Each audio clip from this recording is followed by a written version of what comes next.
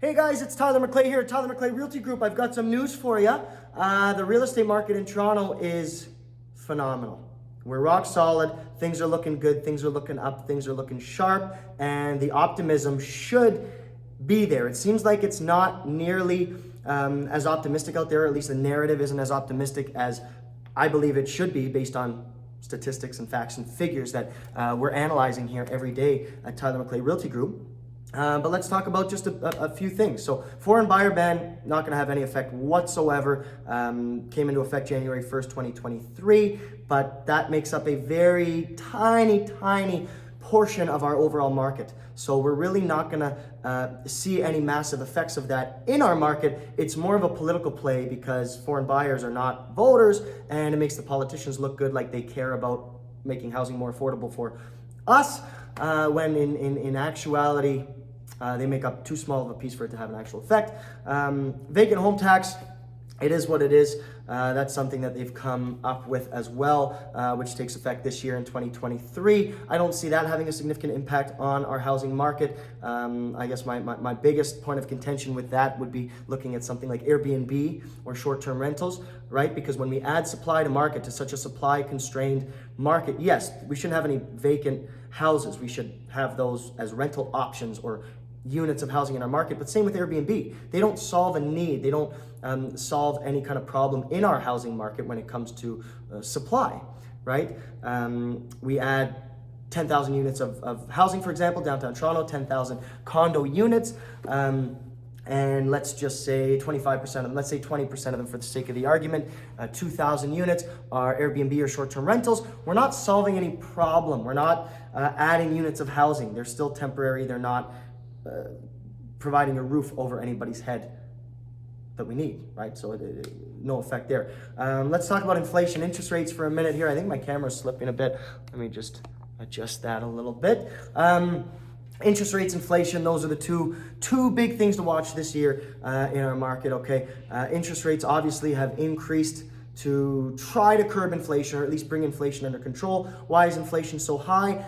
Because the economy has been stimulated so much by COVID. This is not a financial issue by any means. This is I guess, a natural response or a response in the monetary policy environment or the economic environment, if you will. Monetary policy side would be the increase of interest rates.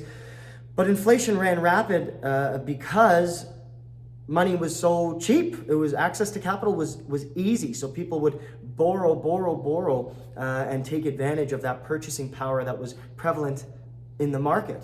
So we see inflation start to go crazy. To as an individual, you got to hold hard assets, whether that's gold, utility shares, or real estate. Any kind of hard asset protects you against inflation. It's an inflationary hedge, but really our only tool left is to increase interest rates to help bring that inflation down, because higher interest rates restrict access to capital, decrease consumer spending, and kind of hone things back in. But because this wasn't, no remnants of 2008, or the 90s were way worse in terms of a real estate market correction or economic climate. This is a blip simply because it's been an effect of COVID. So it's a direct result of COVID, nothing to do with our underlying financial markets. So monetary policy, just like anything else, the car that your grandfather drove compared to the car you drive, the technological advancements are night and day, and monetary policy is no different. So the advancements in monetary policy have come a long way, right? We're a lot more educated, a lot more sophisticated than we have been in the past to deal with past issues, if you will. So not a bad thing. Interest rates have gone up very quickly in a short period, but it seems like it's working. It seems like it's done what it was intended to do. Costs have come down as a reflection, or pricing have come down as a reflection. But the problem is that inflation is not going anywhere. There's lagging indicators and lagging responses. So for these increased interest rates to have the intended effect will take some time, or at least inflation will take some time to cool based on what we've done. I can't see interest rates going up too quickly or any much more anytime soon. I think I got to tighten a screw there in my ring light, but basically they've done what they've been intended to do, or why they were put in place in the first place. It's worked. Okay, so now it's just 2023. My outlook is going to be somewhat of a stagnant year. Lots of buying opportunity, but just like in any market, there's opportunity if you know where to look and you know how to attack, and you know it's all in your timing and your approach. So there's opportunity in any market. There's opportunity especially prevalent in this market because of where we see things going in 2024, 2025, 2026, and beyond with our city. So let's talk about Toronto for 2 seconds. Toronto is so special, so specific on a global scale. There's really no city that compares in terms of our economic policy, our stable political environment, stable banking environment. Things are pretty good. People want to be here. The multiculturalism that exists in Toronto specifically attracts people globally. Immigration numbers are just incredible. We need immigration to fill positions.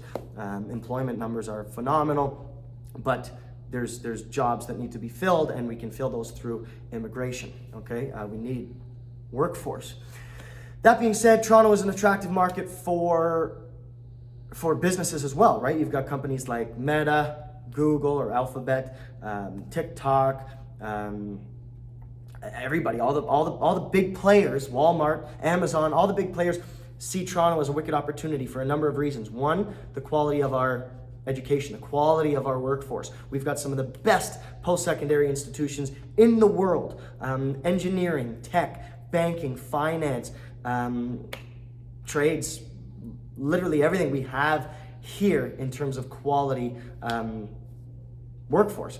Number two is the value of our dollar. It is about 30% lower than the US. So if you consider an employee making $100,000, apples to apples in the States, you get to pay that employee roughly 30% less being in Canada, being in Toronto, where we still have all the luxuries of amenities and restaurants and nightlife and housing and big city energy, right? So that's another big factor at play, is the value of the dollar and the attraction for these mega companies to create jobs in our market. We can also talk briefly, I'm just going to keep adjusting that, bear with me. The other thing we can talk about is the supply side. So demand, the government tries to throw things in on the demand side. It's really difficult to curb demand or reduce demand in this market. But on the supply side, it's not like we can flip the switch on the manufacturing conveyor belt and just pump out more condo units. We can't do that. Okay, the average timeline of a condo from start to finish, from the minute that a developer purchases land to the minute that you're walking into your condo door, is about 7 to 8 years, which is a very long timeline to build, to bring units to market. So you've got that. That's an issue. Then you've got the labor force. Okay, it's very hard to find skilled trades right now. There's not a lot of interest in that field. Very hard to find employment there, and on the management side as well. Land scarcity as well. In Toronto, there's less of it. It takes very skilled, sophisticated developers to be able to develop what is left, or get creative with how we can develop the land that we have left in these desirable pockets, these desirable locations in downtown core, near transit and whatnot. But it's the chicken or the egg, right? You can talk about buying cheaper real estate further away where there's no transit, no jobs, no post-secondary education, no nothing. But, oh, great, I got in the market, I bought some real estate. No. You want to buy where there's a reason for that real estate to appreciate. Why is someone going to want to rent your unit? And what's the quality of that tenant, that individual renting your unit? Right? What's their income like? What's their credit like? What's their lifestyle like? So these are important factors to consider. I'm just kind of talking about all things that are active and prevalent in our market right now. We're getting kind of long. If you're still here, congratulations. Thank you.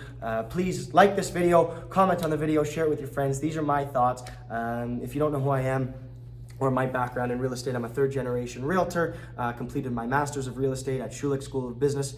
Been doing this for a very long time. I manage a team of 9 downtown Toronto core, over a decade of experience in the residential and commercial real estate space. Top 1% in the country.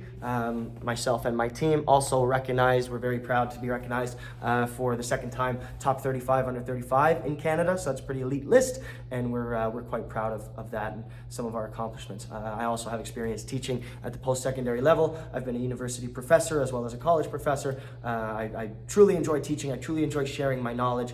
It's definitely passionate about it, and I love talking about it, sharing it, and learning what's going on. So if anybody has any questions or anything at all, we're Toronto based, we're downtown Toronto. Reach out to myself or a member of my team. We'd be happy to chat with you about anything, all things real estate. You want our opinion, you've got questions, we've got the answers. Okay, so thank you so much for tuning in. Thank you so much for supporting this this channel. We're really gonna start to crank out more videos, more content, more quality. They won't all be this long, I promise. But thank you guys so much for watching, and buy real estate, because they're not making any more of it. Well, they are, but very slowly. So anyway, that's all. Have a great day. Happy New Year, 2023. Let's get them.